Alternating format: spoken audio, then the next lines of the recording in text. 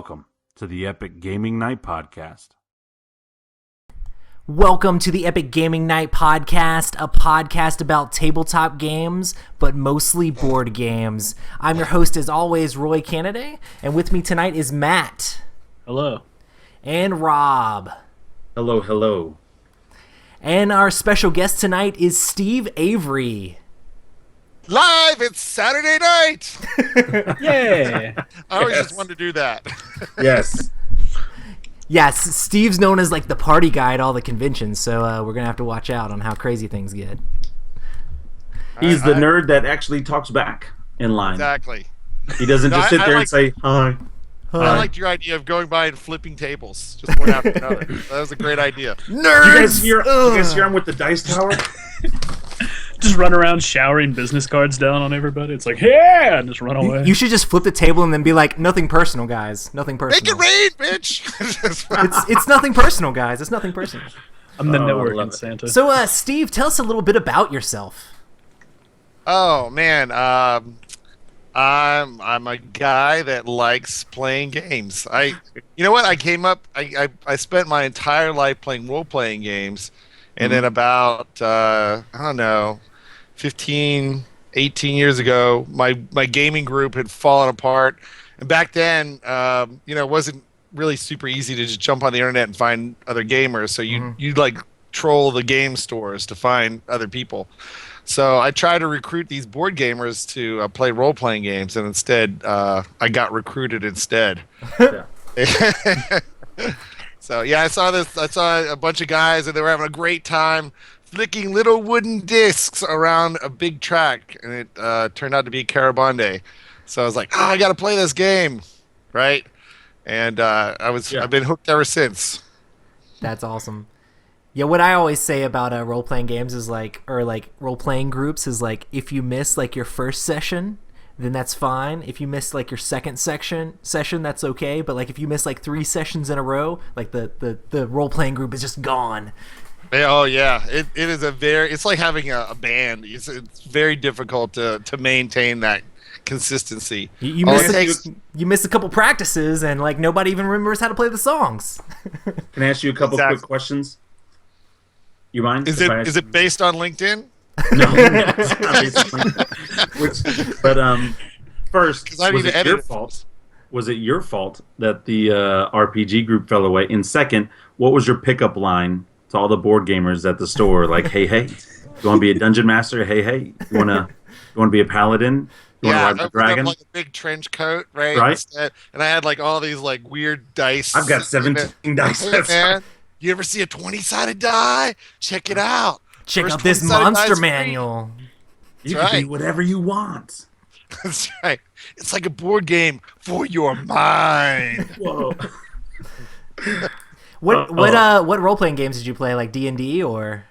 Oh man, I've been playing so long. We've jumped around to just tons and tons of systems. Did I lose you guys? No? I see you perfectly fine. So Okay. Did you ever play Gotcha. Game Everybody Award? froze for a second. I was like, uh-oh. I'm using an older laptop, so I thought maybe for a second that it just crashed, like the whole screen froze. But it was just the moment. I love Game World. That was a very cool role-playing game. Yeah, I like second edition the best. Second edition Game World.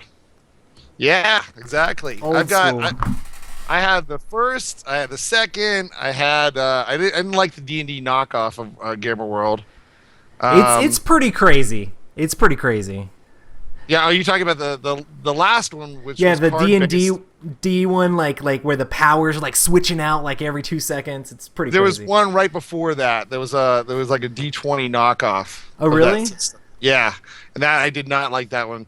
The fourth I really liked. The only thing is I felt like it was a little bit too generic because every stat had 2 different things that powered it. Yeah, right. Yeah.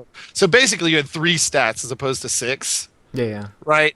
And the other thing is, I think if they had released more card sets, that could have been pretty amazing. But with just one card set, it wasn't enough to really keep the game exciting over a long haul. Yeah, but it's yeah. great for like a one-shot evening. You sit down. That's what I throw down mostly this used card. it for. Yeah, I think it's so zany too. It has a little bit of board game elements to it. Little spatial positioning with your guys and stuff.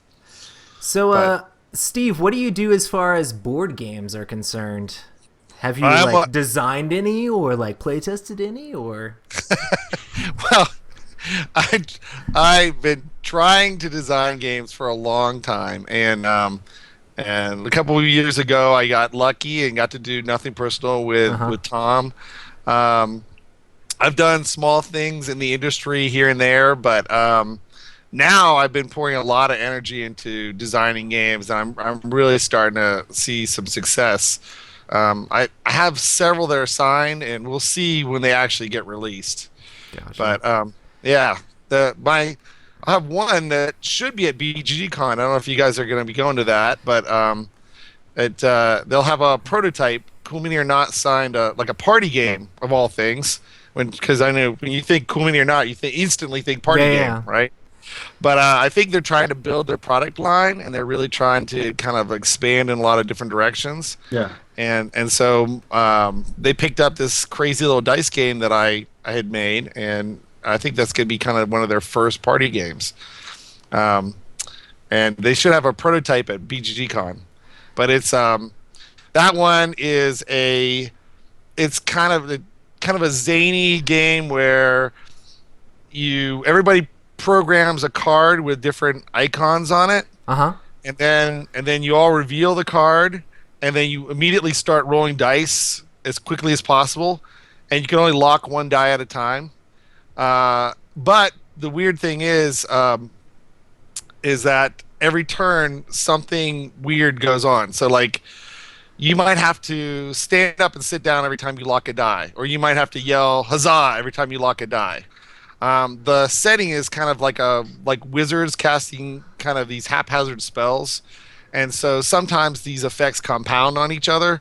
So I'm rolling dice and I'm having to jump up and down, say, and you might be having to do that plus something else. To fill up your card. So it's just a quick little funny game that I think is going to last like 20 minutes. That's awesome. Half hour. Yeah. I'm a big fan of like real time games. Like I really like Escape and like Galaxy Trucker and Falling and all that stuff. So it should be pretty cool to check out. Yeah, I just like the frenetic action, and it just gets really kind of crazy and silly. Yeah, exactly. And dice are flying across the table, and everybody's, I have a feeling that many drinks will be had over that game. Nice. You always have to make games that make people yell while they're playing them, right? Exactly. Do you have a fixation with rubber bands? Oh, man. You talking about my Dark Gun Desperado game, a.k.a. Rubber Banditos. Yeah, or I love Eat that Lead game. Undead? Yeah. You know what? Those are two games I designed which will probably never get published, but I love those games so much. I love the idea of like hitting somebody with something, so I hope they do get published. If you've not seen Rubber Banditos, you have like a little silhouette in the middle of your table. It's like a cardboard cutout on four sides. And then you hide different denominations of money face down through across the table near the silhouette.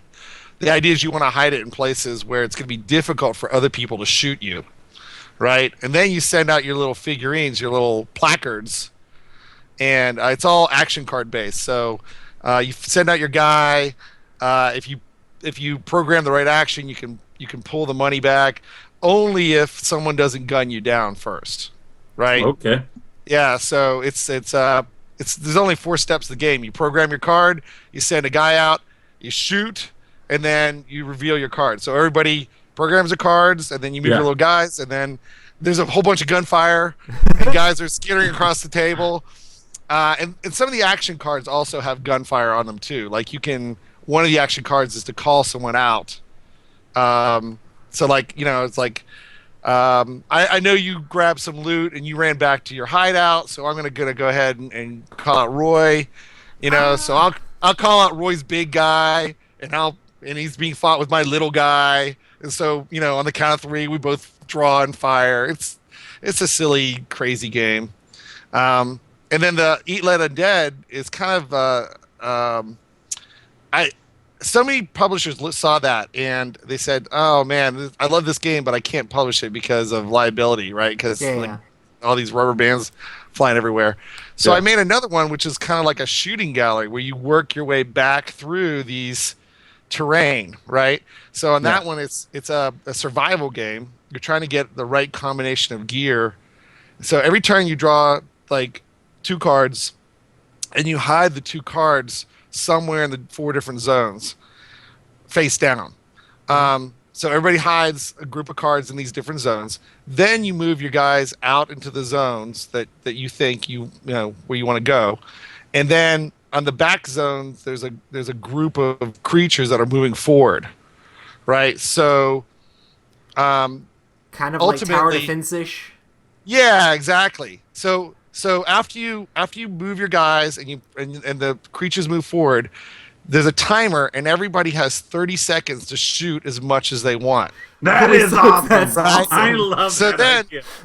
So everybody's shooting, right? And so the trick is that you have to have more guys than monsters in that area.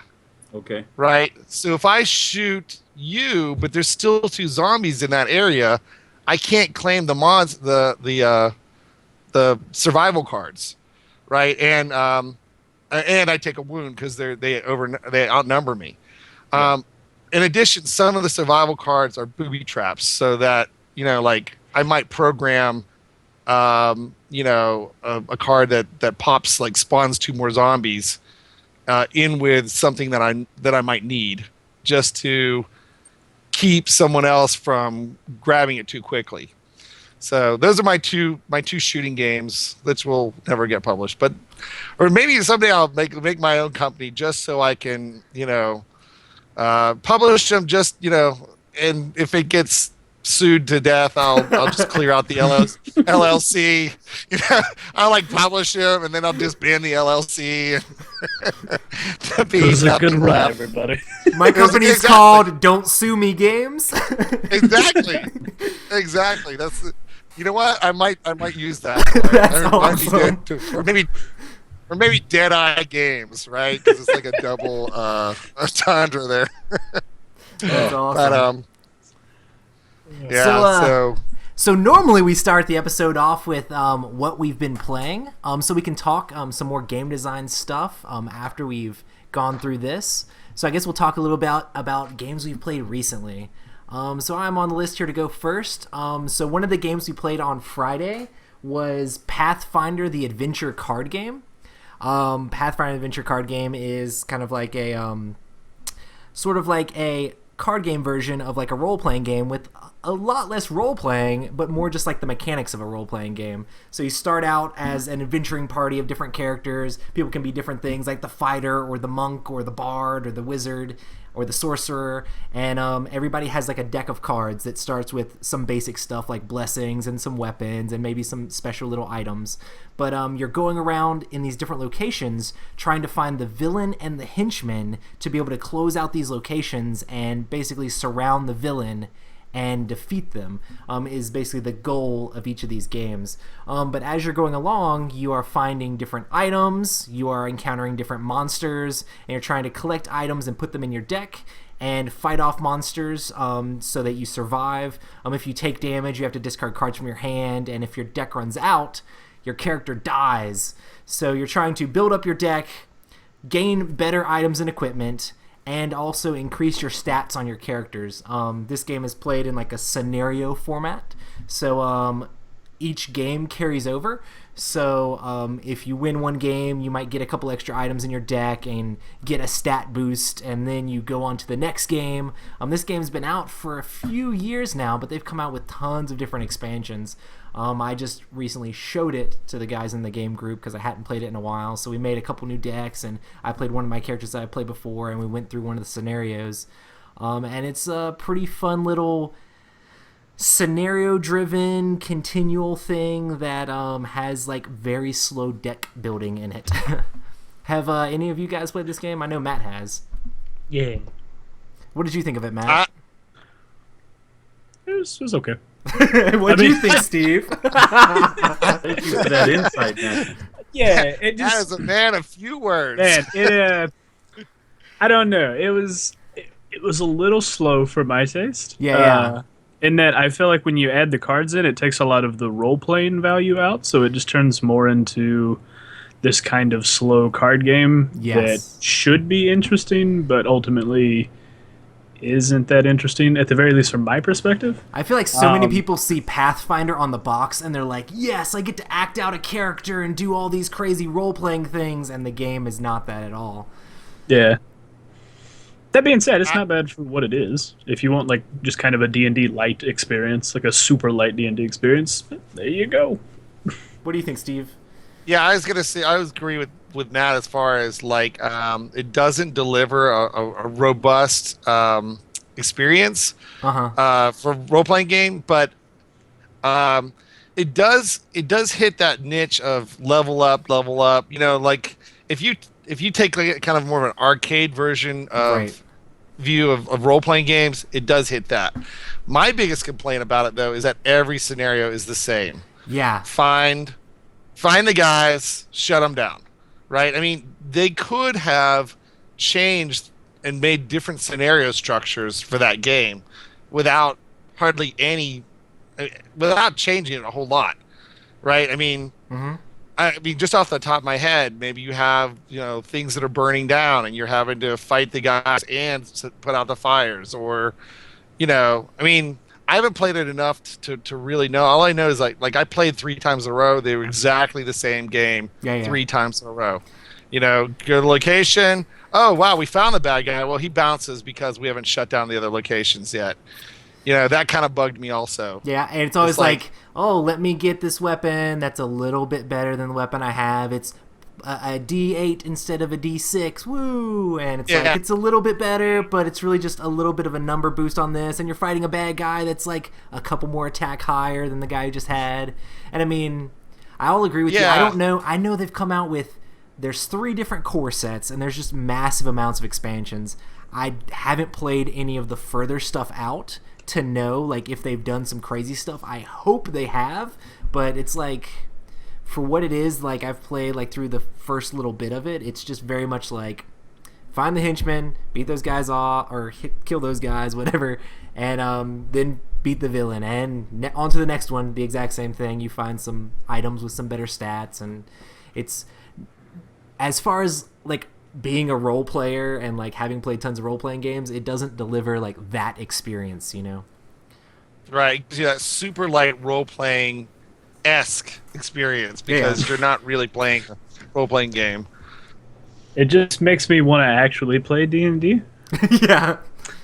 Like I don't like the whole time I was sitting there like, man, you got all those 4th ed books just over there on the wall. We could just roll up characters instead of this. Yeah, we could. We could just start a game of Gamma World real quick. Yeah. So I do like rolling real like all the different sided dice and stuff. That's fun, and like, I don't know, being like, okay, well I get this die and that die, and oh, you play a blessing on me, cool, I get this die also, and you just roll a big pile of dice. That's fun, but I like the leveling up too. It just, like you said, it's a little glacial for the pace, because you only get to keep one card. Yeah. Right. Well, I think you get to keep, you have a certain number of cards you're allowed to have in your deck. I see. You just have to, like, you have specific types. Like, oh, I can have 3 allies and 2 weapons and 4 items. Like, you can switch those out. But that's the max you're allowed to have of those types. So. Okay, yeah, I guess I got that wrong. But yeah, so still neat. I mean, for a super light adventure game where you don't really have to do much setup, it's you know, a good choice for something like that. I wonder if games like what's the new Fantasy Flight one that's coming out? Warhammer Quest, the card game. Yeah, it's supposed to be like Warhammer Quest, the adventure card game. I wonder if a game like that will take this to the next level and inject a lot more theme and storytelling into it too, to make it more exciting. I haven't actually played that yet, but if anybody can make something like that crazy, I'm sure those guys can. Yep. Yeah, Fantasy Yeah, Flight is definitely I like Fantasy Flight. Sometimes they make things a little overly crunchy for my taste. Oh yeah? Yeah, just a little bit. Like, just a little bit too... Like, almost every game they have has some sort of economy going on in the game. Yeah. And sometimes you're just like, you know what? I just want adventure. I don't want to have to like balance out this and that and the other thing. You don't to want do the stuff. resource management. Yeah, I don't want the resource management so much. I just want to. But I mean, I think they do that to pull in a larger crowd, Yeah, a yeah. larger portion of the game audience. Well, my favorite tabletop game is Twilight Imperium, and I don't know if they get any crunchier than that. That's true. That's true. You have to commit a whole day for that game. You're like, okay, I'm going to sit down and that's all we're doing. I hope you brought the beer. Exactly. We need pizza. We need like 3 meals, and we need an entire day off. Of cheese. Bro, I love cheese, man. I don't know. That sounds so good right now. Just like a block of like mild cheddar cheese right now, and just like Are you slicing. having like calcium deficiencies or? Man, I don't know if it's because of my shirt that I'm wearing or something, but man, cheese right now just sounds good. You're just sticking to that American tradition of always dairy, all the time. It's so good. Sorry, It is. I know board games are great, and so is cheese. He's channeling his inner mouse. Somebody needs to play some more Mice and Mystics. Yeah. Has I'm anybody had a excited chance to for- try out the new one? The Tail Feathers. Yeah. We actually had Jerry on the we had podcast. Jerry on. Yeah. And we talked like tons of stuff about the games, the mechanics, and the storyline, but none of us have gotten a chance to play it yet. So He says hi, by the way. I'll make sure I keep that. Hey, back at you, Jerry. I am excited. I did pre-order Tail Feathers, and I actually got an email from Brian earlier this week because I was like, bro, you better sign my copy of Tail Feathers. I know Jerry. He was on the podcast. He was like, okay. We'll look into it. But he's cool, though, because every time I've done that, That's right. they've always signed my copies anyway. So I'm pretty excited. Tail Feathers looks amazing. The more videos I watch, just the crazier it looks, especially with the whole like leaf action and flying across the board and stuff like that, and then That's the clever whole mechanic. ground troops and everything. What a cool mechanic! It looks so cool, and the fact that it works with the Mice and Mystic yeah, game. that's one already, of the main things I'm excited about. I love that. So you're not having to buy the same cards again because they're not compatible. You know what I'm saying? They really, they're just a good company. So what have you been playing, Steve? Oh man, I have been playing one of the craziest games I've ever played lately, and I love crazy games. Okay, so remember I said I was cruising around that game shop 18 years ago. Yeah. The person that was breaking out all these crazy games, he is like a staple in the board game industry. In fact, part of his original database went in to make Board Game Geek. Nice. Right. So, and he has a penchant for picking up really weird games, right? And I like playing them, so it's a match made in heaven. So he picked up Kingdom Death. Have you guys heard of this game? I've seen it. I think I saw an unboxing of it, and it was pretty ridiculous. Okay, Kingdom Death is a huge coffin box game, and the reason it's so big, it's got all these sprues with like a billion little Yeah. pieces on it.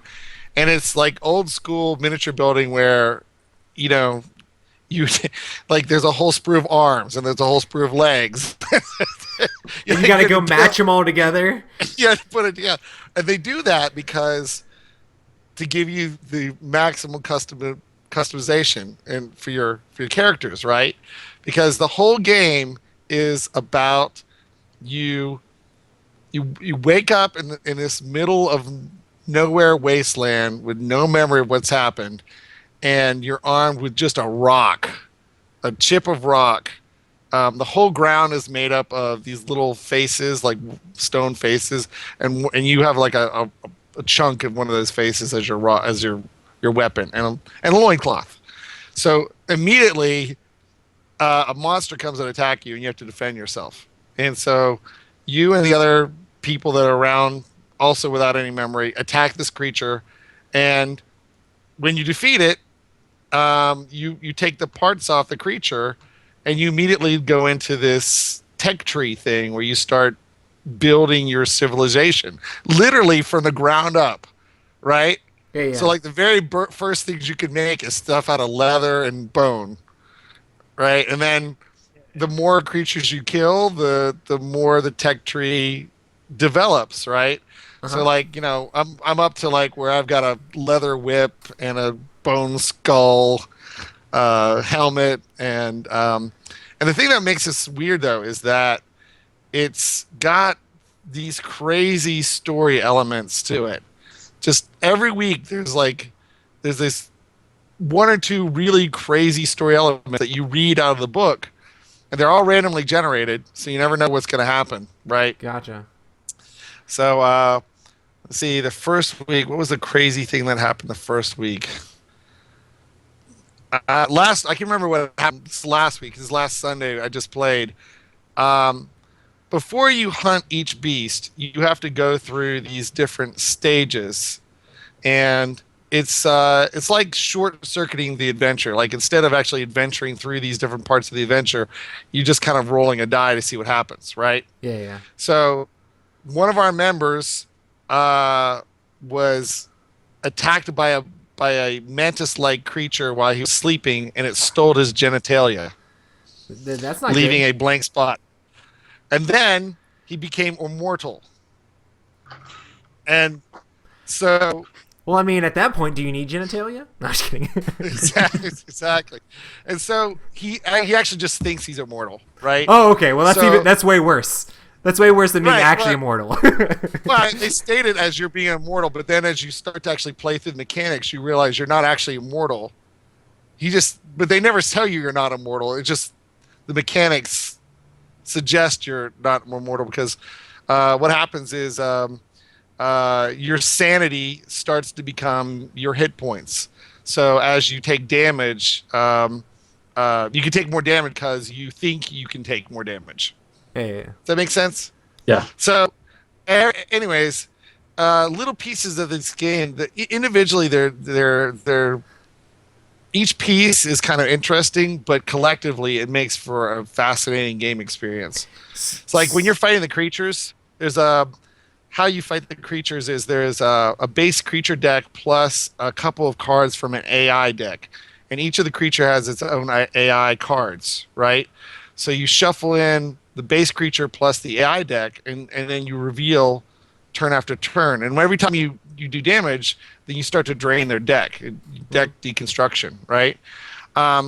And the AI is like for instance, one of the creatures is a lion. So all the lion kind of stuff. He'll pounce, he'll roar at you, causing you sanity loss, and yeah, he'll rake you and all that kind of stuff.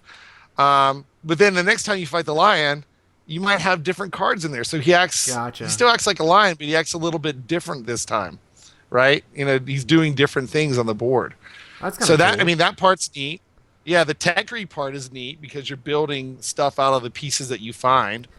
But the thing that really ties it all together is this crazy storyline of this. Oh, I know, the first session, that's what it was. We were traveling, and at one point in the story, there was a section that had we all been insane, everybody would have fallen off the earth. Game over. TPK. Total party wipe. Yeah. So, and you play multiple characters also. At first you were just playing one character, but as you part of the story events, you travel and you find a cluster of people that kind of gathered around a lantern, and that becomes your initial tribe. So as people die off, you take new people out of that tribe, but you're keeping track of the numbers. And then also as stuff happens you have kind of like a campaign worksheet. So as stuff happens, you hit these critical parts, and every time you hit a critical part, you have to read another part of the story. Oh, that's awesome. Right? Yeah. So like another thing that happened was, what was it? Two of our members decided that they would discover the secret of intimacy. They didn't. So Was this the guy They without roll the a die. genitalia, or? no, he cannot participate in that secret. Because it says on the no genitalia card, it says there that you can't Discover that. participate in this secret. Yeah, you can't discover that innovation, right? So two other people discovered it, and so they roll the die, and they rolled a 1, and faced with such a bleak existence, they wandered off into nowhere and died. Nice. They couldn't handle. They just couldn't handle So it. the game, it's crazy. It's like part board game, part role playing game, part miniature game. Because you have to constantly fight these creatures to gain the resource to build a better society and better yourself. So but is it actually like a cooperative game, or how is the game set up? So there's no DM or anything, like it runs itself with the AIs and stuff. Exactly. I'm sorry, I didn't explain it very well. It's a completely cooperative board game, almost role playing game with this crazy storyline that is just so bizarre. And sometimes the events are a lot more mundane, but every once in a while you just get this really crazy event that just makes the game that much more bizarre because everything's normal and then something weird happens, right? So it's been a crazy. I've been really enjoying the game a lot. That sounds awesome. Who designed it? Oh man, I don't know. I have to look that up. It was a Kickstarter, and I know it was a really big Kickstarter. Yeah, and it's been one of those that's been a long time in the coming. It's like one of those. It's like 3 years worth of development or something like that, where they just took forever to get back here. Yeah. All the things have this kind of surreal quality to them. Like when you're fighting the lion actually has human hands instead of paws. And then last week we fought this gazelle or this antelope, and the rib cage is open and it's filled with teeth. So everything, it has this super whole surreal, creepy. yeah, it's this whole surreal, creepy, weird game of survival. But it's also exciting because you start to build your characters up, right? Yeah. It's like, and then of course, like the guy that wandered off, you're like, oh, that guy was so built up. I got all my gear, I built up my skills, and he just wandered away into the wasteland because he couldn't face a bleak existence. So that is what I've been playing. Kingdom Death, lots of it. Nice. So, Matt, what have you been playing? So, played Telestrations with some people. Kingdom Death Telestrations. Exactly. We go from hardcore to the most casual of games. If you want to call it a game. Yeah, so for those who don't know what Telestrations is, it's like a game of telephone that you played in your summer camp when you were younger, smashed into a game of Pictionary really hard, and everybody gets kind of confused. And that's the best part. It is a fun party game, though. I mean, it's a little bit more exciting. I mean, I understand you're excited about it, but you could be a little more excited about it. I was excited while we were playing it. I know that much. There is. I was not conveying how fun Telestrations right. is. I mean, when you explained that, I thought I had to be in a 65 or plus old community to play that game. So let me explain here for a minute. Okay. I'm not a good artist, but I took a bunch of drafting classes in high school. So I was like, man, here's what I'm going to do. For things that I'm not sure how to draw, I'm just going to map it out as if I had drafted it. So I had like a top view, a front view, a side view, and the isometric view of the item. And then I would pass it off to somebody, and they'd be like, what in the hell is this? And I'm like, man. It's supposed to be a pickle. A pickle. That would go so wrong so quick. Well, not nearly as wrong as that one thing that happened, but we won't. The word originally was flashlight. I may have taken some liberties with what the flashlight looked like just to make someone draw something crazier. Yep. Just a couple of vowels cut loose. Now, the game's actually a lot of fun despite my relative pedanticism. Not that that's a word. It's not really. It's not a real word? Probably not. Pedantic is a word. I'm not sure that the way I used it is correct. I like it. I think you should make up more words. That should also be on your LinkedIn vocabulary. Creator of words. Not dead. Pedanticism. Matt Robbins. But no, I mean there's really nothing else to explain about it. It's just You draw a card, you pick one of the words on the card, you draw it, you write down what it is on the very front page, and then you just hand it off to somebody else who has to guess what it is, and then they hand it off to the next person who then draws it and then hands it off to the next person until it gets back around to you. And then you get to watch where the whole thing went wrong over like a small movie series, essentially, where it's just like, okay, and the koala turned into a teddy bear, and then the teddy bear turned into some sort of weird Skull Kid from the Legend of Zelda series, and now it's just way off track. Looks like some mix of drowsy Pokemon with like some weird phallic thing for a nose. Yeah, like, what is that? I forgot about that. Thank you for reminding me. That will haunt me. That happens every game at Illustrations, though, really, doesn't it? Yeah, there's always one thing that's like, I don't know if I've played a game of this where I haven't been laughing so hard that I've been just in tears. Like, literally, there are tears rolling down my face. I am laughing so hard. And it's like, the best thing about it is like Pictionary, you need to draw good so your people will guess what's going on. Telestrations, the worse you can draw, the better the game is. Because the next person will just guess something off the wall. And then the next person will have to draw that off the wall thing that they guessed. And it just makes it more and more hilarious. So, have you guys played Fake Artists Goes to New York? No. All right, so that's like the next step in Telestrations. Oh, really? Right? Okay. Okay, so in Fake Artist Goes to New York, there's one person that runs the game, and they write down something on 3 cards. If there's 4 people playing, they'll write down cat on 3 cards, and then the 4th card they'll just put an X, right? So I pass out all the cards, and so we pass it off, and Matt looks at his card. He's like, "Oh, okay, cat." So I'm going to draw a part of a cat, so everybody knows that I know what the clue is. But I'm not going to draw too much of a cat because I don't want the spy, the fake artist, to copy me, right? So I draw part of a cat.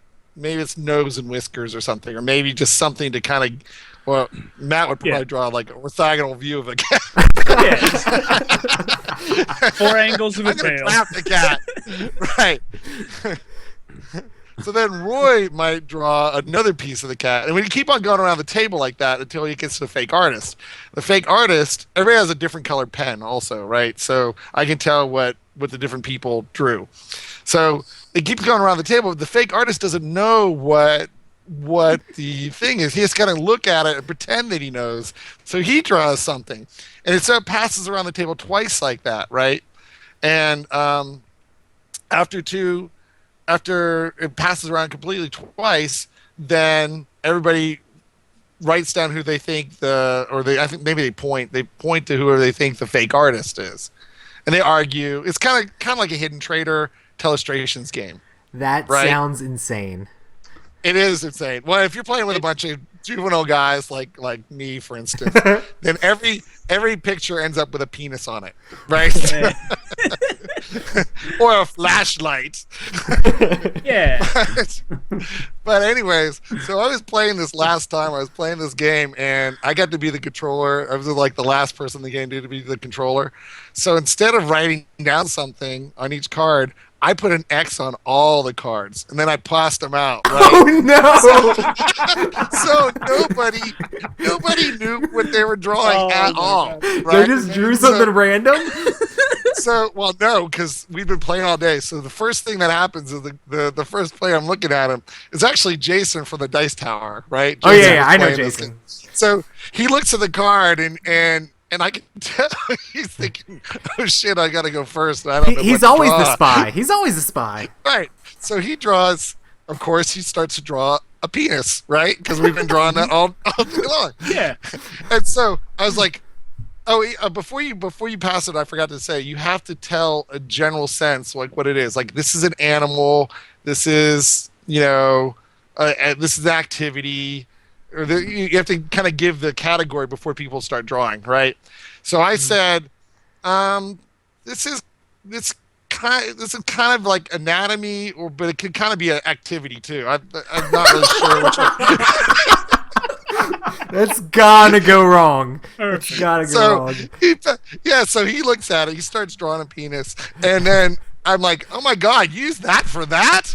And he was like, what? And then everybody else jumps on the table. They just start glomming on. He's like, ugh, that's just disgusting. You're just sick. You're a sick person. So then they pass, and they're like, and then, it was just hilarious watching each other cut. Like, they're cutting their eyes at each other, trying to figure out who's, what's going on. It's so funny. The best way to end that game. Yeah, it was great. It was great. What did they do when they found out, like, that you had trashed I think the they game? threw something at me. I can't remember. You're like, oh, that's Steve guy. They may have thrown a beer bottle at me or something. I don't remember. We were all sitting around. It must have hit you pretty hard if you don't remember. I skittered aside. Nice. But Dex check. Yeah, I don't know if I can ever play that game again because it'll never be that much fun again. Yeah, it won't be. I hit the pinnacle of fun. I can't go past that. Yeah. So, yeah, you guys got to try that game. It's hilarious. So is it a game that's actually out, or who's it out by, or? It was a Japanese game. We had that little run of Japanese games that kind of penetrated the market for a while. Yeah. I know that you could order directly from Board Game Geek from their store. Oh, awesome. But really, all you need is 4 different colored dry erase markers and some little tablets. Awesome. So you can know who drew what. Yeah, exactly. That's all there is to the game is 4 tablets and 4 little markers or 5 little markers, different colors. So, but man, funny game. Hilarious. Like Telestrations. Yeah. But even a little bit more funny just because one person doesn't know what the heck's going on. Yeah. Awesome. So that's my recommendation. If you're gonna go not buy a game, go not buy that one. Right? Yeah. Just go get some little dry erase boards for $1. So cool game though. Great idea. Yeah. Awesome. So Rob, what have you been playing? Well, go figure. I've been playing Ashes still. Yeah. Well, these last couple of weeks have been really crazy with work, and so the nice thing about Ashes in the community right now is everyone's on like at midnight, and so I can just put who wants to play a game, and I can usually get a game in.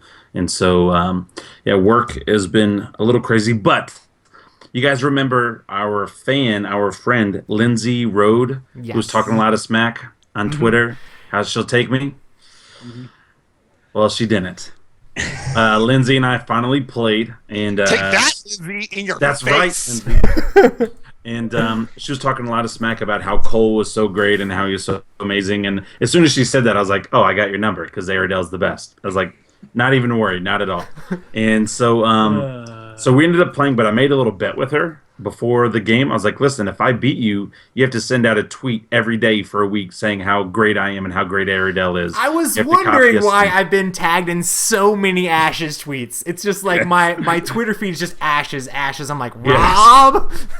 No, so that's why she's doing that, is she has to do it for an entire week. And so, but Lindsay's a super cool chick. Had a lot of fun. In fact, you may have met her, Roy. She was at Gen Con. Yeah, I know she was at the Plaid booth. hat.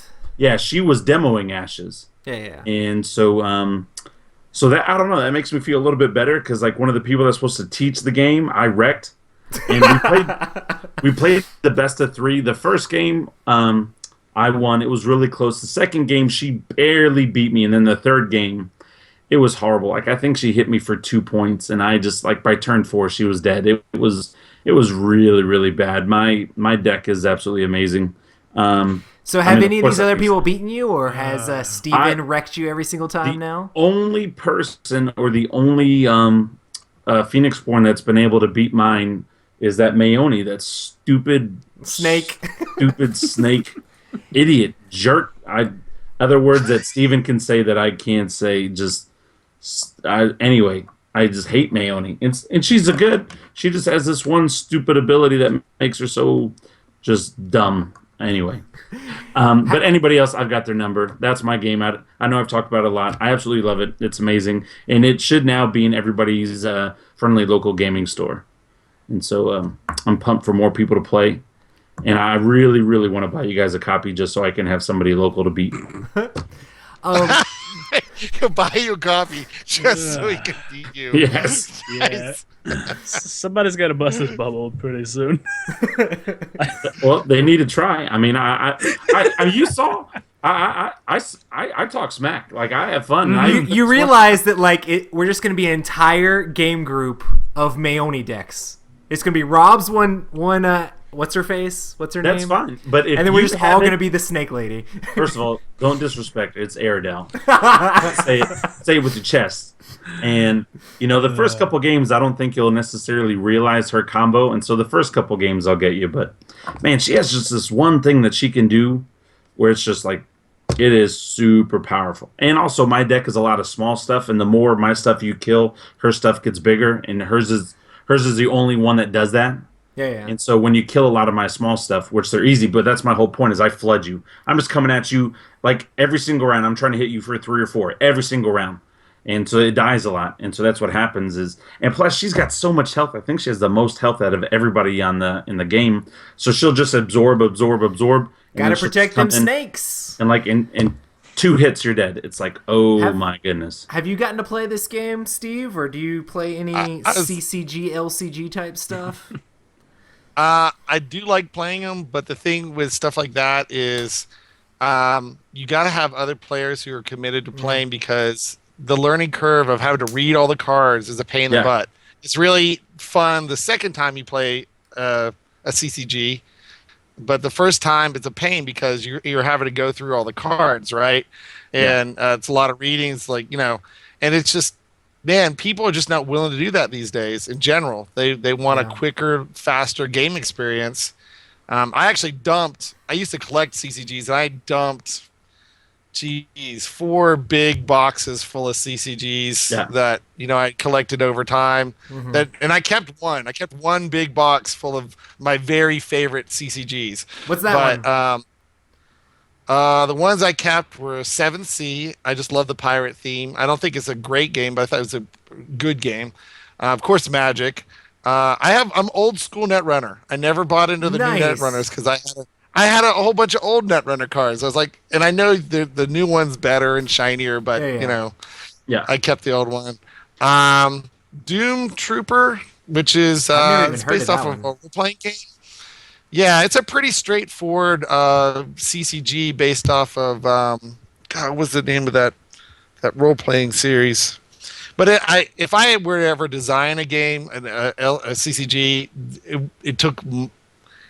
it was really straightforward, kind of, and I just liked that game. And then Illuminati, although I didn't think that was a great game, but it just was weird. I didn't like Illuminati because you could always claim one for free. So you'd always claim a really great card for free, and then you get to attack for a weaker one. Yeah. And that just bugged me. I always thought I'd rework that or something. I will say what I do like about this game over other CCGs is the rules are very simple in this game. And also the game comes with pre-built decks, and it's not that it comes with it, but it comes with all the cards, and it tells you, hey, these decks are good with that. So if you are new, it gives you almost like a little quick demo game, and so it does help that learning curve. The online community is great for this game, and also the dice.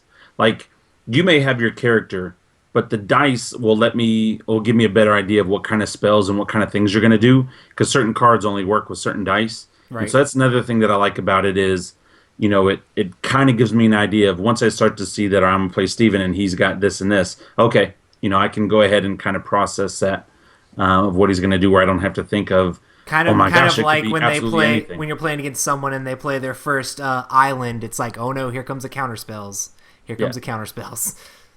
So how would you compare it to Magic? Don't tell Isaac I haven't played yet, because I can totally pretend that I played. Hold on, I'm going to tweet him right now. Actually, I like it a lot better than Magic for multiple reasons. One, you get to pick your starting 5 cards.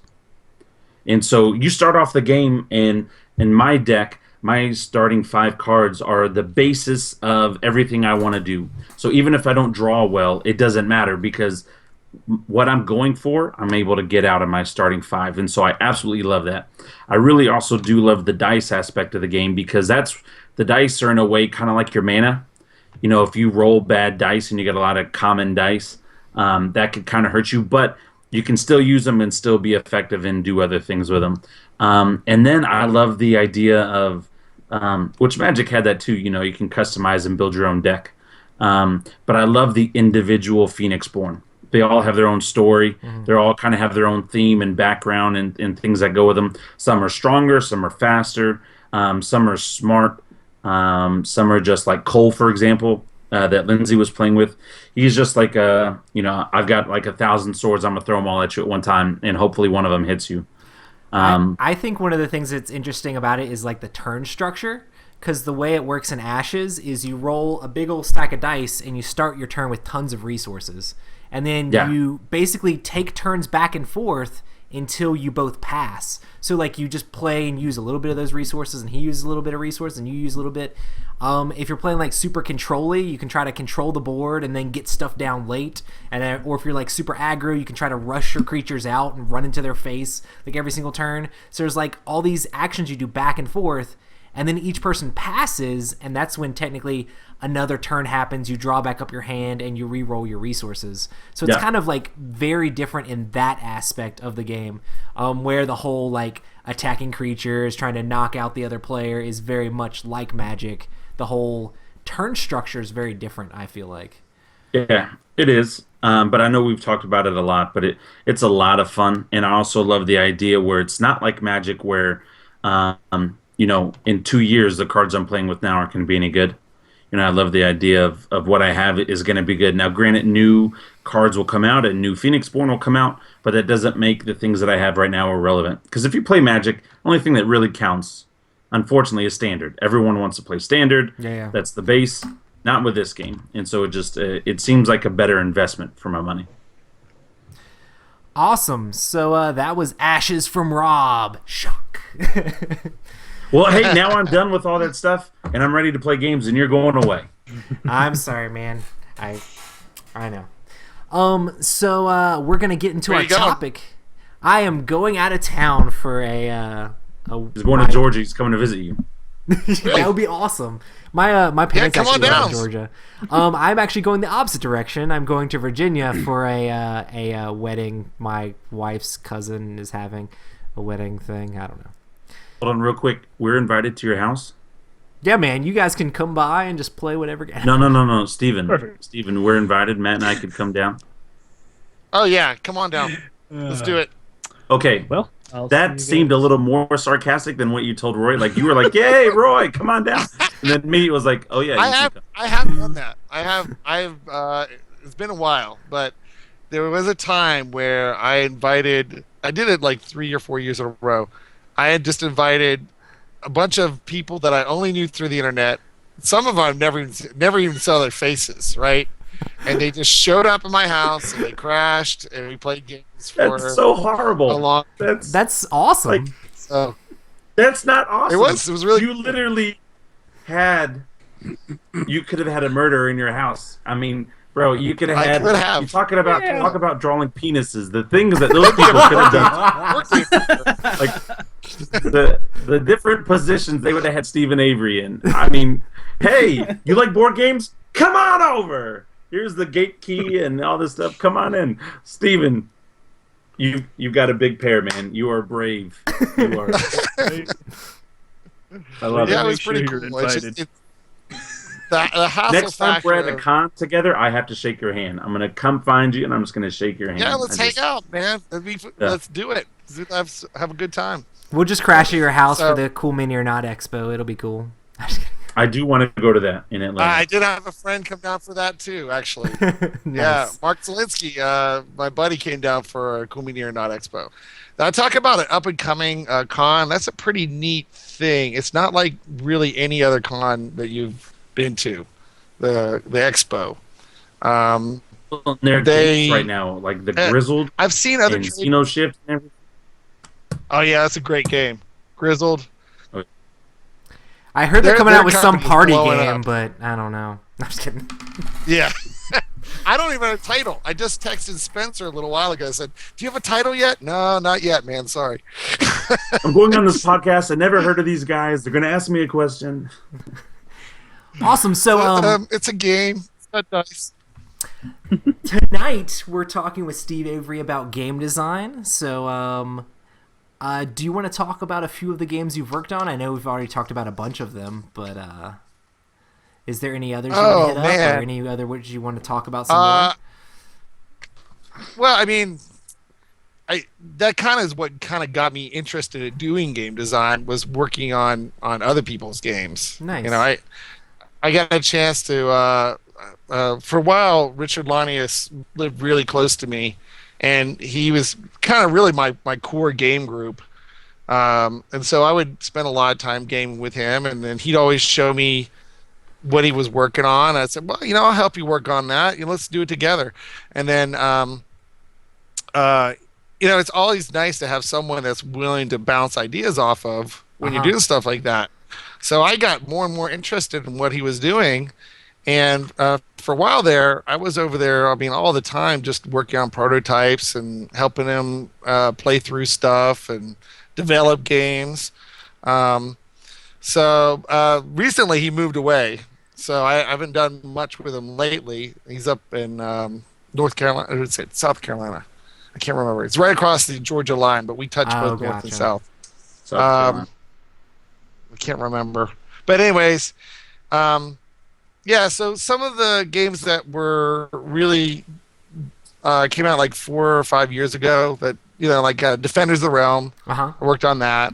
And the expansion, the Dragons expansion, did a lot of work on that. I did work on Dragon Rampage, which that game is an awesome game, which just kind of tanked because it was released in February, and it kind of had like a soft release. They're redoing that game. He's signed with Arcane Wonders. He's going to make a kind of a new version of Dragon Rampage. Alien Uprising, Mr. B did that game. Yeah. Yeah. Let's see, what else? I did some work for Zev. The games that I worked with, unfortunately, it kind of just got lost when he sold out to Philosophia. You know, for a while there, he was just putting out stuff left and right, and then when he finally sold his company, he dramatically scaled back what he was releasing. Gotcha. Philosophia kind of they pretty much evaluated everything that was in the pipeline, and they said, well, we're only going to take, you know, 1 out of 20 projects. Gotcha. And yeah, even stuff that was far along the pipe. There was like my buddy's game, Battle Beyond Space. Was a kind of a light, fast game.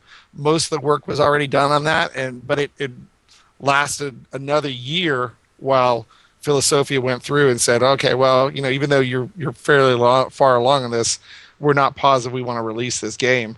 You know, so you know, that the work I did for him, that just kind of went by the wayside. You know, so I don't know. I kind of bebopped around, helping out friends and you know, I mean, you guys know how the board gaming industry, everybody's a little guy, right? There's hardly, Cool Mini or Not and Fantasy Flight are the anomalies. Everybody else is 1 or 2 guys, or it's one guy that's hired on a bunch of part-time help, or, you know, I mean, in general, everybody needs help in the industry, right? I mean, because they're just 1 or 2 guys trying to get it all to happen, right? So they'll take whatever help they can get, and so if you're willing to put yourself out there, it's pretty easy to find work out in the industry. So anyways, after doing a bunch of development stuff, I started working on my own games. And I made a couple of smaller games. I made one of the first games I made was that Rubber Banditos game. Nice. Then I've had that for literally. Oh, this is a funny story. I made that Rubber Banditos game. I don't know if you've seen it, but it looks very much like Flick 'em Up. Right. No, I haven't actually seen what yours looks like, but I could imagine. It looks very much like Flick 'em Up because it's got the silhouettes, right? It's got the little cactus silhouettes and, you know, the little hideouts and stuff like that. So I was playing with Zev one time, and he said, "No, I don't think this is gonna sell. I mean, it's a fun game, but you know nobody's going to pick this up because you're shooting rubber bands and there's too much liability. What if you were to make it so that you use like little discs that you flick instead? You flick the discs at the guys. And I said, no, so I don't want to do that. I don't want to make a game where you flick at cowboys. Come on, you got to have the gun where you shoot them. So, last year, Flick 'em Up was a huge success, which is exactly what he suggested that I do. And ironically, it was released through Z-Man Game. That's crazy, man. Did we lose you? Steven! No. I will say, though, if he can hear us, he does have, like, I don't know on your end, but my end, the face he's making that when he's frozen. He was just sitting around very casually on mine. He was like this. He was like...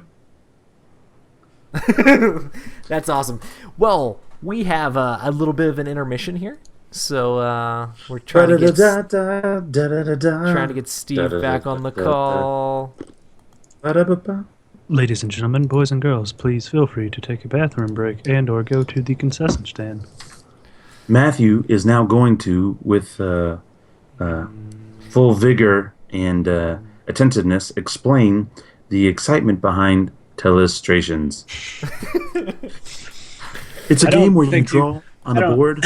It's fun. It's exciting. And it was very amusing. Yeah. Thank you. Telestrations. I have a beard.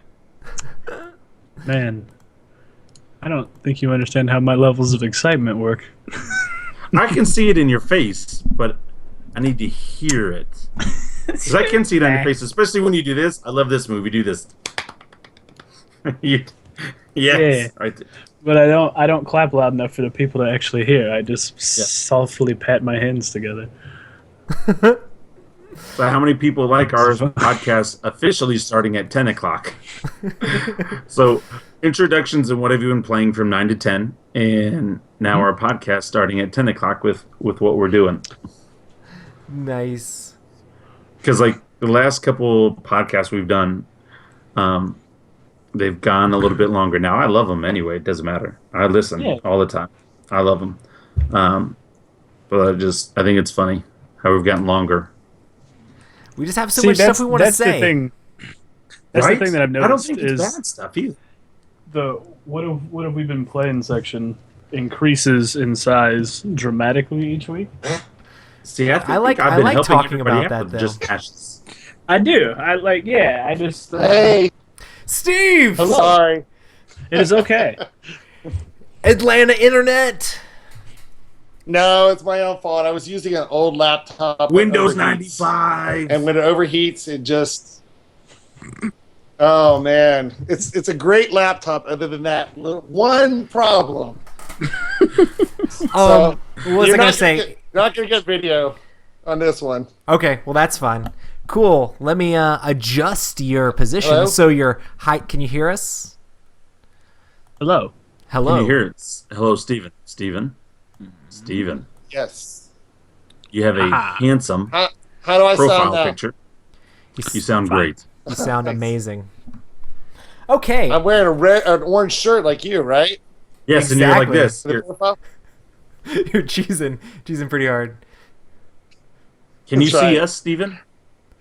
Yeah. You guys are coming through loud and clear. I just grabbed a different laptop. Sorry about that, guys. Hey, it It works. is fine. We will edit it out in post on the audio track. They won't even know. Hype. Oh, I said some Exactly. really good things Modern during that time, technology. and they're going to be gone. No, it's not all going to be gone. Oh, you mean in the middle? Whatever. Okay. So next. Steve, what inspires you to design games? Laptops. I like movies. A lot of times I'll be watching a movie and I'll be like, man, how would I translate this into a board game experience? Yeah. Yes. I see you. Yeah, they're nodding their heads. Everybody's in agreement. So, Yes. I do the exact You guys same must thing. be You must be Ameritrashers then if you agree with me. Because if you're really into Euro games, you're like, oh, what is he talking about? Right? You're like, what? Euro games, you get inspiration from spreadsheets. But yeah. Well, I'm pretty sure that most of our listeners know this is like the Ameritrash podcast. Like, Rob goes on rants about how much, like, he's like, just don't get Euro games. I don't understand. Like, why am I going to push cubes around when I could, like, slash monsters if you like and to play tell a story? If you like to play a game one time, get a Euro game. If you like to play it once, get a Euro game. But after that, it's broken because you can figure out how to beat it and win every time. It's not for me. I'll play them. I'll try everything. I am in the right place because I am all about the Ameritrash. Yes. I like to roll dice. I like to tell stories. I like to draw random events, which is crazy, but it's fun to see what happens, you know? I like to talk smack and then have the dice kill me on that end where... Anyway, Ameritrash all the way. I like the story to unfold completely weird and randomly each time we play. What Rob isn't mentioning is he also likes to arbitrarily decide who's the traitor before the game is out of the box and then proceed to just hate them for the entire game. I don't despite hate them. what happens. I don't hate them. I just don't trust them with anything or with my life. I don't know. This one day, we were playing... we were playing Spy. You remember, Spyfall. We were playing Spyfall. And even before the cards were dealt at, I looked at our friend Hector and I said, nope, you're the spy. I don't care what happens, you're the spy. Bro, I was right, Steven. I was right. He was the spy. And every time I would look at him, he just kind of get a nervous like tick about it because I just knew. And ended up, I got it right and he was a spy. Then that night we played House on Haunted Hill. And even before the game started, I said, listen, you're not only were you the spy last game, but you're going to end up being the bad person in this game, and we're going to have to kill you to win. Not even joking. That's exactly how it turned out. He was a bad person. Rob had his ESP going. Ever since then, I do it all the time. Now, I'm wrong all the time now. But that one day, I was really good. Because there was a time we played, like, Shadows over Camelot. And Matt was, like, actually really doing great and helping us out. And I was like, nope, I don't trust you. I don't trust you. You're the betrayer. And it was Roy. Thanks for that, by the way. It's always Roy. Like, 9 out of 10 times it's Roy. But I don't know. Good. I like to get my little, my special powers on. So, Theme. Yeah. Anyway, hey, is there a movie that you watch in particular that gets you going? Like every time you watch this movie, you're just like, creativity. Oh man, well, I'm a big fan of like pulp adventures. I mean, pulp. I'm a big fan of like pulp movies. So Indiana Jones. When you see Indiana Jones, I was like, man, why is there not a good Indiana Jones game out there? Yeah, right? Yeah. Why is there not? I mean, come on. Well, you know, so I made one. I mean, that's the way it is. That's the same way I feel. It's like, man, this isn't a game, and I know like game design is so difficult and so hard, but it's just like I really want to make that game because there isn't one. Like I want to play the game. Like it's almost like I want to make the game for me because I want to play that game, so I want to make it. But it's so difficult, yeah, exactly, like, and that's what makes a good game is you're when you make it for yourself, when you make it for something that you want to do because it's not out there yet, or something's out there but it just doesn't develop, it doesn't give you the experience that you're really looking for. That is the right reason to make a board game, right? And because you're gonna, I mean, unfortunately, people get trapped in the minutia of making a board game, right? Because there's so many choices you have to make, and a lot of times you want it all. You want everything. And by its very nature, a board game, you can't deliver everything. It's not going to be as robust as a role-playing game, right? Or as open-ended. So you really have to pick and choose very carefully what limitations you're going to put in there, right? What are you going to have to get rid of? But looking at that core experience and saying, look, this is really what I want to deliver. I want that excitement, or I want this, you know, pulpy goodness, the whole, you know, it's almost like you're chasing after a feeling. Yeah, exactly. Yeah, it's about delivering that experience. And I mean, you guys as Ameritrashers know that intimately because that's the kind of games we love. is a game that's going to give you an experience and give you that moment that that you really remember and will enjoy long past the game. Exactly. Right? Yeah. So and so I would like to make more games like that. That's even though I've got I got kind of a party game coming out. Nothing Personal has those elements that does feel very gangsterish. Yeah. I've got a game signed with 8 Summit. I love the games they put out because it's very narrative, and that's going to be a pulpy adventure game. But lately, the thing that I've been trying to capture is wuxia films, like Gun Fu and like Wire Fu, that kind of stuff. The whole high-flying martial art action, frenetic energy that goes into those. Yeah. So that's what I've been putting a lot of thought into, is trying to figure out a way to convey that in a board game. That's awesome. So, yeah. So what I've come up with is I'm trying like a kind of a dice allocation thing where you have stunts and you roll dice to fight stuff, but you also can take the same fight dice and put them in combinations on stunt cards to do a lot more interesting things. So like, okay, I can spend these two attack dice to attack, but if I get 3 attack dice in a row, then I can do a roundhouse kick and combos. Yeah, exactly. Yeah, like stack those combos. I think BattleCon kind of delivers that. Have you guys played that game? I've played it. It feels a little bit like a video game. Yeah, I've played it a few times. One of our friends, AJ, in the game group, he's really interested in like acquiring that game, but we don't actually like have a copy in our group. I made the print and play and played it a few times. Yeah, I've only played it once, but I enjoyed it a lot. And I thought to myself, this game's got a lot of potential for fun. And I haven't pulled the trigger on it either. It's one of those games where, like, if I ever see it cheap, I'll pick it up. Well, they actually just made a new like introductory set, because like the base sets come with like 30 characters and it's like $60. They just came out with a set that's like $20 on cool stuff with like 10 characters, and it comes with like everything you need to play the game. So I think my friend's gonna jump in on that. Oh wow, that's cheap. $20. Yeah. I should jump in on that too. On what? BattleCon. It is basically like a it's supposed to emulate like 2D fighting games, basically like Street Fighter or whatever, where you're moving back and forth. Yeah. And the characters in the game are very different, like in the way that they play. But you're making Shut up and sit down. We're just talking about that game. Yeah, like all the stuff in the Endine series. So like War of Endines, Devastation of Endines. The newest game is called Fate of Endines, and that's the introductory version of the game. So it has like smaller character count, but like a better price point to get in on the game.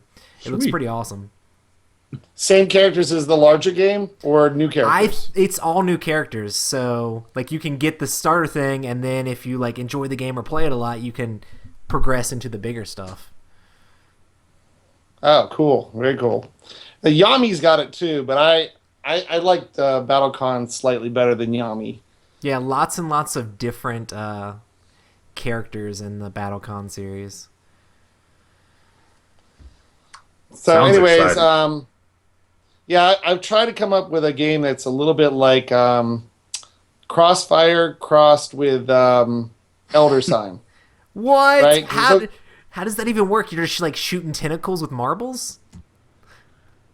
Sounds awesome. No, I mean, no, not cross like Shadowrun Crossfire. Oh, I thought you meant Crossfire, like you'll get caught up in the crossfire.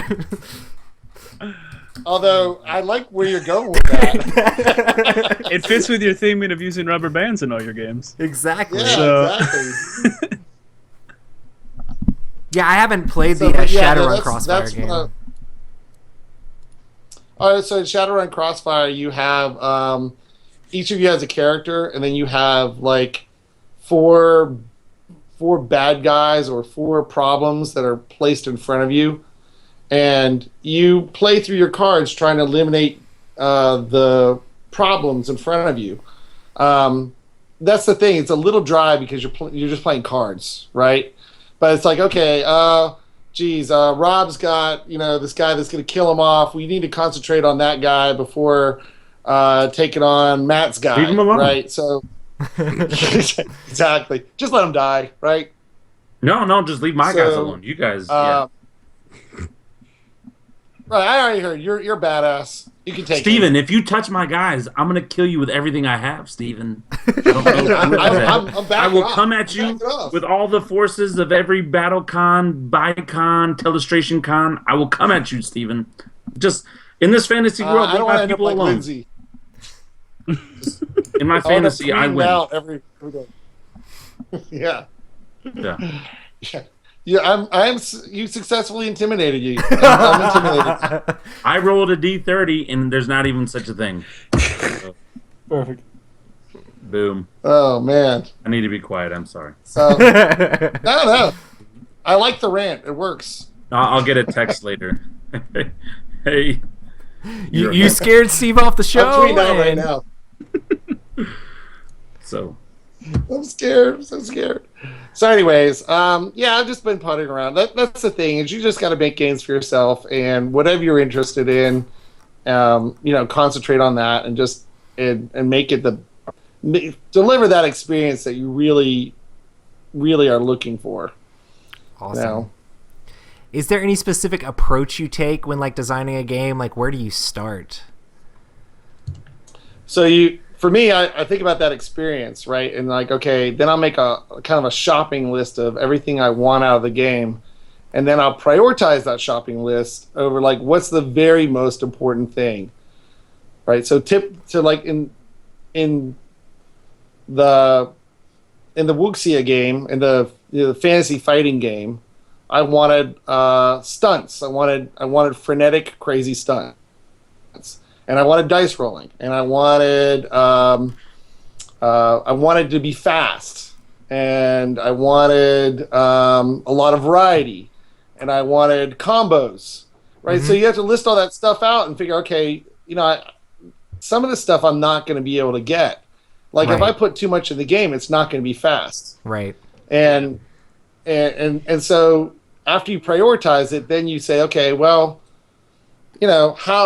what kind of mechanism is going to work best for this? Well, I like dice rolling for combat. Just, I've played other games that use other techniques, and it just, I don't love card combat in general.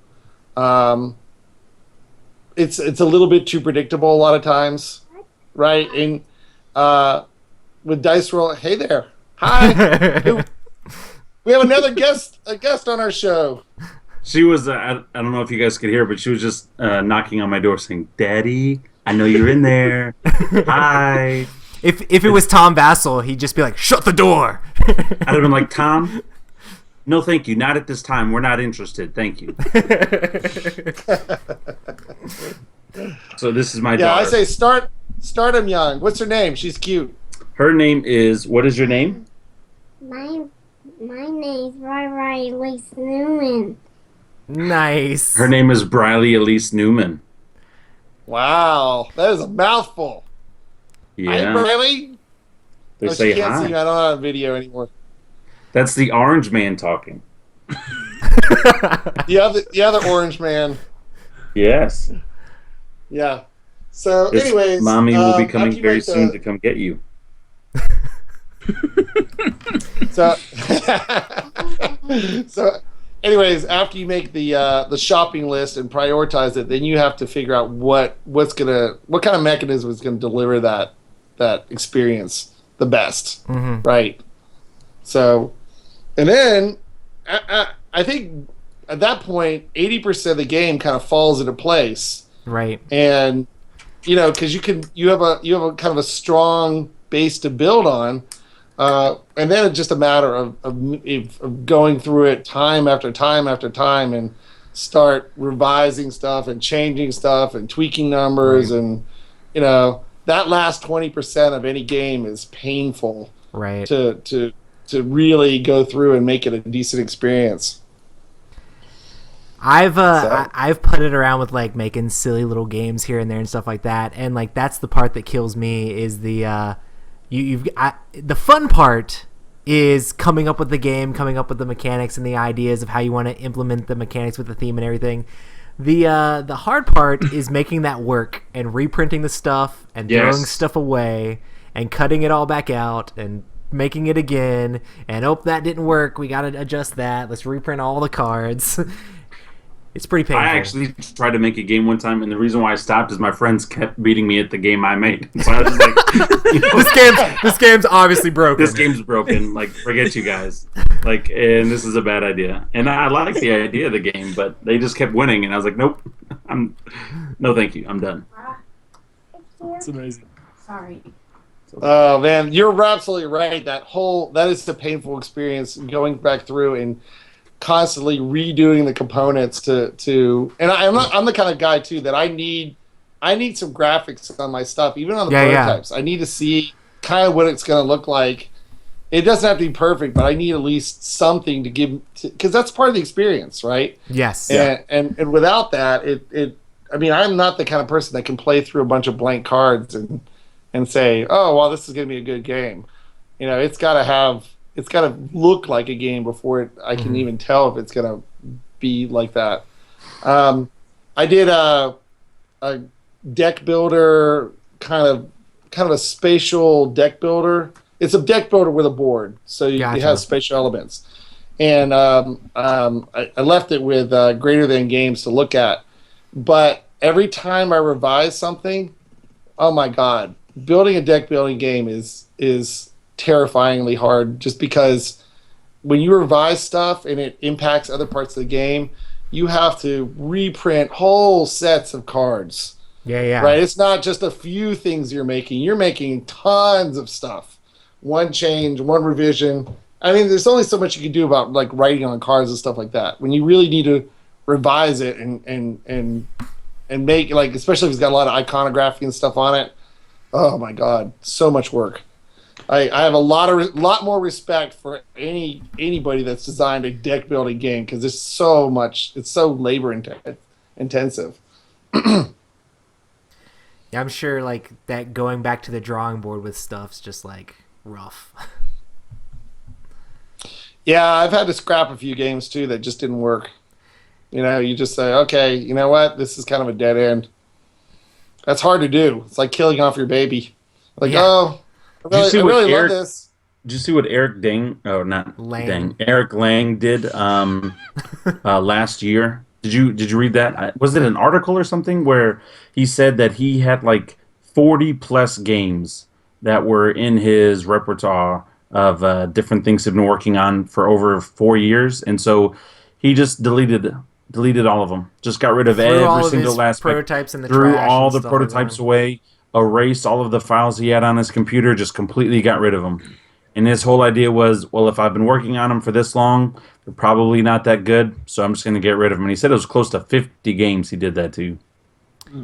Yeah, and that's wow. He said all the games that he had like sitting around just take up mental space, and like you always think, oh well, I'll get back to that and I'll work on that a little bit later. And he's like, the weight was just lifted after he got rid of all this stuff, because he wasn't having to think about those games. It made a lot of extra space in his brain for new creations.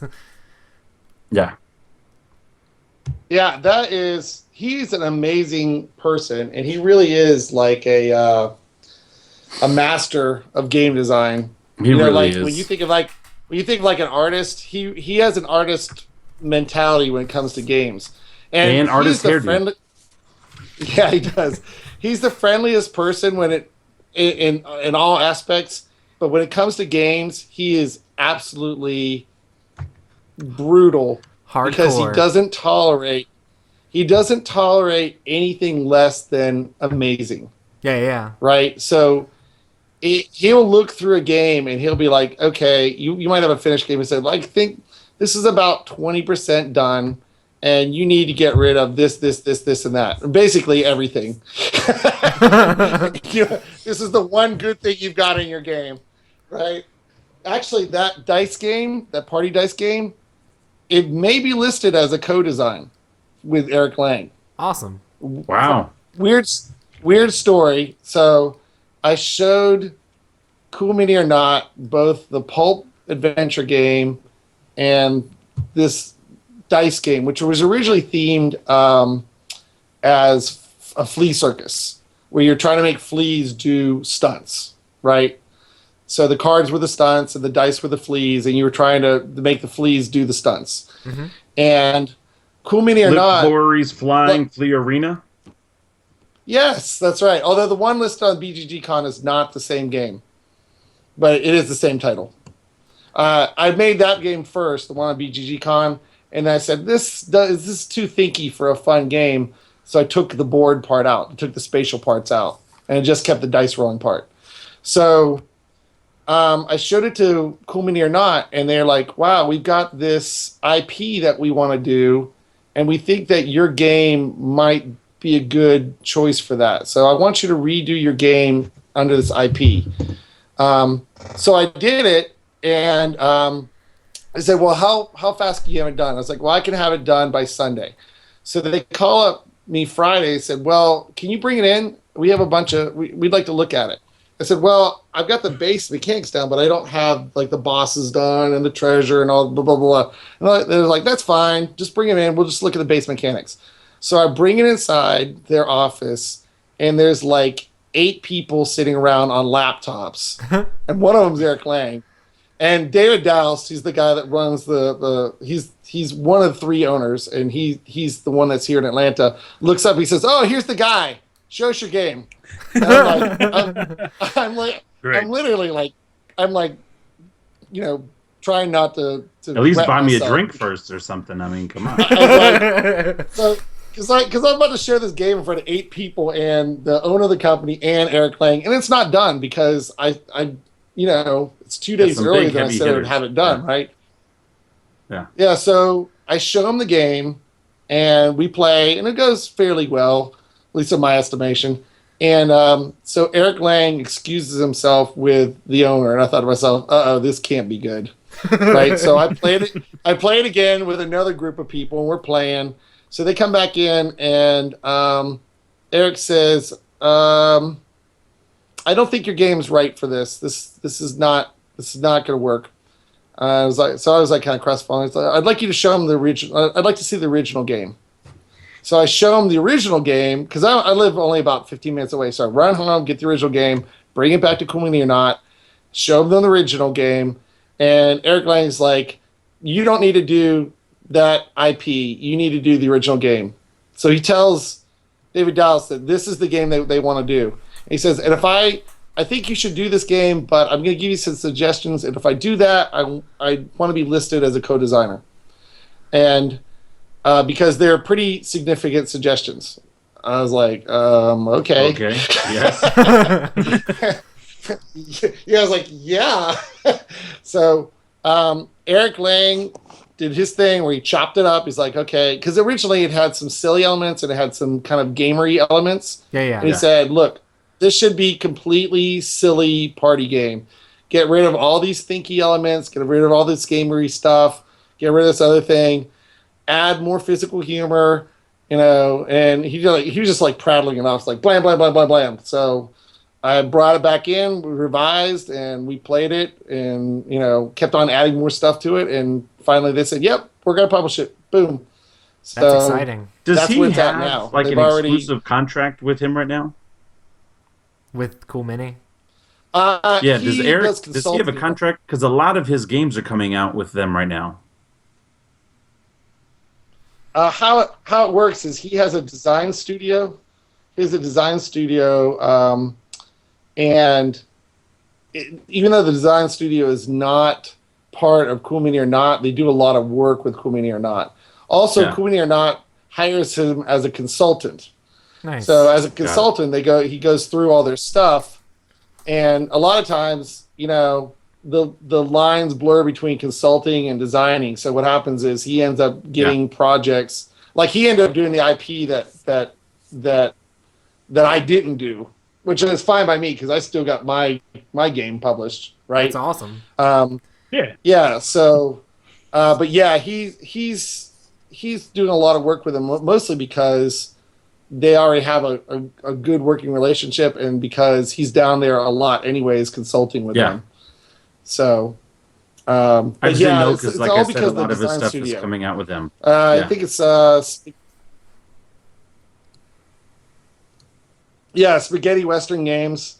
Yeah, the others, Blood Rage. He'll have 2 or 3 other ones coming out down the pipeline sooner or later. I mean, probably sooner the way they crank it out, right? So anyways, that was a really weird and slightly scary experience to walk in with a half-finished game and have to show Eric Lang the half-finished game. But, turned out okay. That does sound like super intense. Yeah, very nerve-wracking. Yeah. Have you done tons of like pitches to different publishers and stuff like that as you've gone around like these different conventions and stuff? I used to do the soft sell, which is like, because I knew a lot of people before I started really designing games. Just socially, right? So I do the soft sell. Hey, I got something. If you're interested, look at it. But nowadays, the competition is so fierce. I mean, everybody's designing games. And the publishers, they're also very, everybody, it's like everything's on fast forward, right? So because they're racing to get stuff out, designers are racing to show stuff. There's not time for the soft sell anymore. I'm a lot more aggressive about sending people games and getting it in front of people. So yeah, over the last year and a half, I really changed my technique of getting out there, and it's been pretty successful because I have a lot more people looking at my games now, so that's helpful. That's awesome. That is awesome. Yeah, keep your fingers crossed. Maybe I'll pick up another one. Yeah. If we keep our fingers crossed, though, I will only keep them crossed if I get a co-designer. I will not cross my fingers. Well, if I don't on everything. The crossing of the fingers is a really big part of this game. It's kind of a big deal. So yeah, I want that in writing. It really makes the whole game. Yeah. Awesome, man. Not only will we get co-design, you also get the title. Rob Newman's fingers are crossed. The only reason this game was published was because he crossed his fingers. As long as I'm recognized for that, I would be. I'd be okay. I could live with that. So to switch on a completely different note, away from game design, what is your personal favorite tabletop game? Well, like everybody else, that'd be a very difficult answer because you're always in for something different. Well, I'll tell you one of the games that I pull out all the time, which is just silly fun, is Thunder Road. Have you played that one? No. I'm excited to hear about it. Thunder Road is a Milton and Bradley game released in the 80s. It's got on the cover, it's got 2 kids that are all excited and they're rolling dice. They're like, ah! But the game, the game is, you got these 2 stretches of road, right? And your cars start staggered at the back end of the first road. And every turn you roll 3 dice, and you can move one of your cars that many numbers, right? Gotcha. Oh no.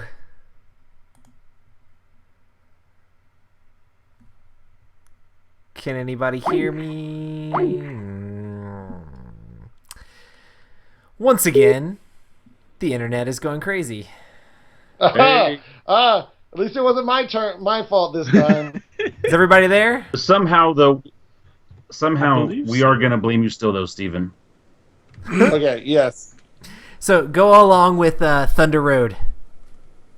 All right, so Thunder Road is this old kids game where there's 2 stretches of road, and everybody has 3 cars and 1 chopper to start with. Right, and it's the Mad Max chopper. It's like one of those little gyrocopters, right, with a machine gun on the bottom. So, anyways, you start with all the cars on the back end of one road. They connect vertically, and every turn you roll 3 dice, and you can move 1 car. each one of those die rolls. If you end up behind another person's car, you can shoot them. If you end up in their space by exact count, then it's a roll-off between you two to ram each other. The cars come in different sizes, so obviously you're going to try to ram a smaller car, right? Nice. If you ever run off the far end of the track, then the first piece of track is picked up and dumped. So any cars that are left on the first track are just left in the dust. So you either outrace everybody or you destroy everybody. There's a couple other rules. If you start, there's like a road that runs through the middle of both pieces of board, and if you stay on the road the whole time, then you can add a road die to all of your car die rolls.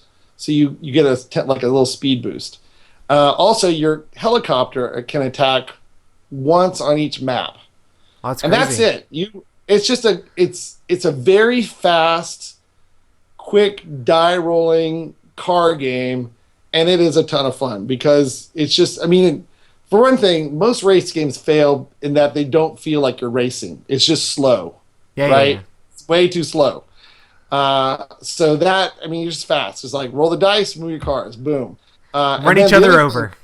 Run each other over. Run each other off the track. Blow each other up. I mean, it really does kind of feel like a Mad Max game. It's just super stripped down. I mean, completely Ameritrash. It's a game I pull out, at least once a month. I mean, you know how it is when you have a lot of games. Some games you don't pull out ever. So that's probably one of my top 10 games that I maybe number one. You know, because it's just a silly, fun dice rolling game. That's awesome. I'll definitely have to check It it would out. be like King of Tokyo, the Mad Max game. Is it super difficult to find now if it's like super old or? Oh no, you can get it on eBay for like $10, I think. Oh really? That's awesome. It's the old format big box game, so you probably pay a lot for shipping, but it's cheap and fun to play. So that I like Star Wars Epic Duels too a lot. If you played that one, that's older. Yeah, I mean another very Ameritrashy. You know that does use card combat actually, and it actually works. But that's another favorite of mine. Awesome. Well, is there anything else you want to promote or shout out from Steve Avery Games? Oh man, no. You know what? Just check my website sometime. I've got to do more work on it, but I just launched it a little while ago. So it's www.steveaverygames.com.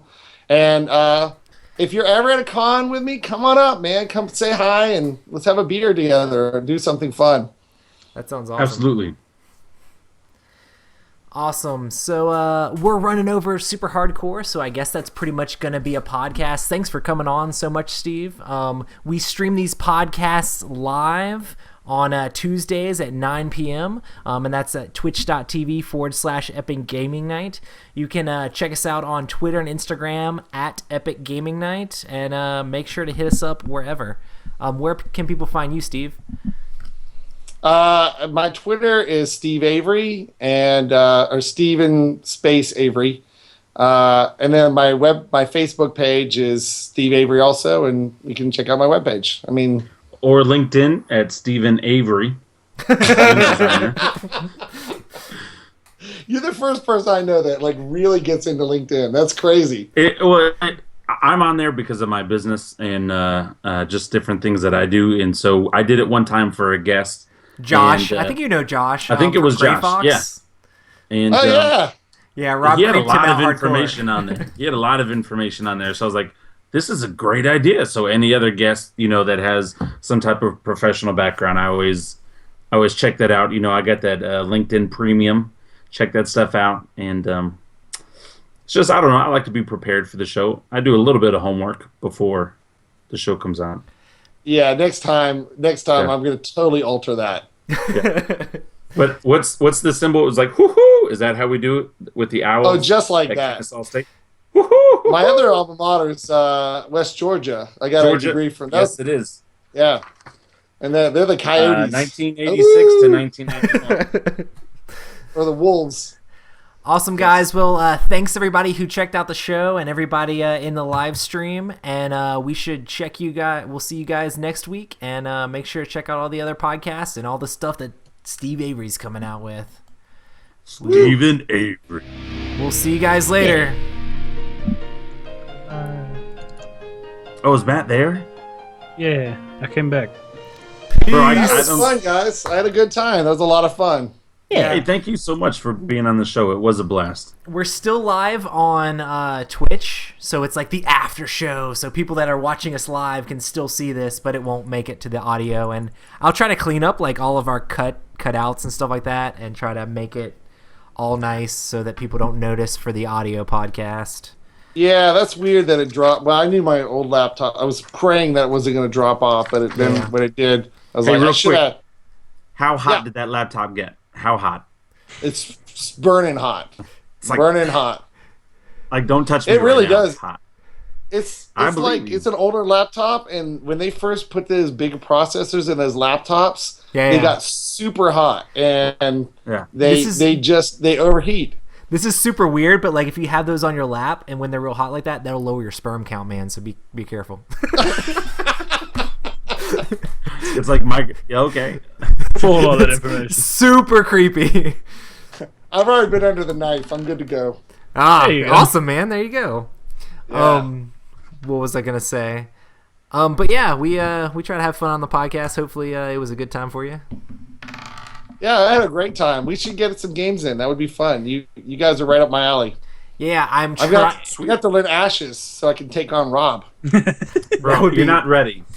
I'm not trying to be mean, Steven, but you're not ready. What was I gonna say? But yeah, I'm trying to talk Rob into going to Dice Tower Con, but I don't know if we're gonna be able to make that happen or not. But it's just so tough. It's just so tough because because that thing sells out like immediately. Yeah, you have to commit to it. If you're gonna do it, you have to commit. And just with my work schedule, I don't know, because the way Gen Con works for me is that at the end of the summer is actually where I start to slow down. Yeah. So it's not such a big deal for me to take time off. But we might have to actually late try June, early July is still pretty busy. We might have to actually try Cool Mini or Not Expo because that's supposed to be super laid back too, right? It is. Dice Tower Con is my favorite con. Cool Mini or Not Expo is it's just that was just a neat experience. It's it's isn't it real laid small back. too? Like less than 100 people. I think it's gonna